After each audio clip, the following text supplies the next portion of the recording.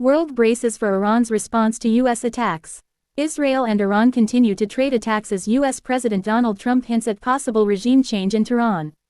Iranian Supreme Leader Ali Khamenei promises to punish the Zionist enemy in his first comments after the U.S. joined Israel's attacks on his country. U.S. President Donald Trump has hinted at possible regime change in Tehran, saying, "If the current Iranian regime is unable to make Iran great again, why wouldn't there be a regime change?" Israel and Iran continue to trade attacks as the world braces for Iran's response to the U.S. bombardment of the Fordow, Natanz and Isfahan sites. The UN's nuclear watchdog says there have been no reports of increased off-site radiation levels following the U.S. attacks.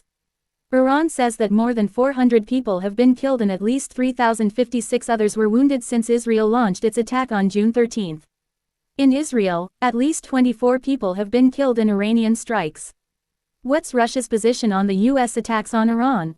The Kremlin has confirmed the meeting between President Vladimir Putin and the Iranian foreign minister on Monday. This comes as analysts say it's highly likely that Iran will offer Trump a compromise, and wants Putin to get involved as a mediator. The Kremlin has not yet officially commented on the U.S. strikes on Iran's nuclear facilities, but the Russian Foreign Ministry has strongly condemned them.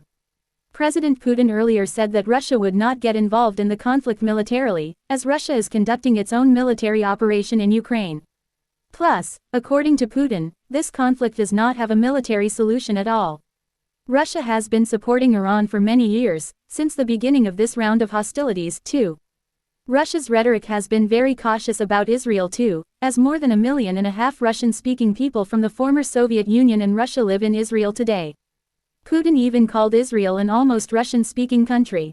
Meanwhile, Russia's former president and the current deputy chairman of the Security Council, Dmitry Medvedev, has said the Americans have not achieved much with their strikes on Iran. He also said that Trump, who came as a peacemaker president, has now started a new round of war for the United States. Trump says U.S. strikes caused monumental damage at Iran nuclear sites. The U.S. president is dismissing Iranian attempts to downplay the damage from Sunday's strikes. Monumental damage was done to all nuclear sites in Iran, as shown by satellite images. Obliteration is an accurate term, he wrote in a post on Truth Social. The biggest damage took place far below ground level. Bullseye. As we've been reporting, Iran is yet to reveal the extent of the damage caused to its nuclear facilities. Satellite images of the heavily fortified Fordow site, however, show damage at 3 locations, 2 craters resulting from bunker-busting bombs, and a damaged air defense site designed to shield the nuclear reactor. Rafael Grossi, the head of the International Atomic Energy Agency, told an emergency session of the UN Security Council earlier today that the real damage to Fordow, which is located deep underground, remains unknown. What's the risk of an Iranian strike on U.S. bases in the Gulf?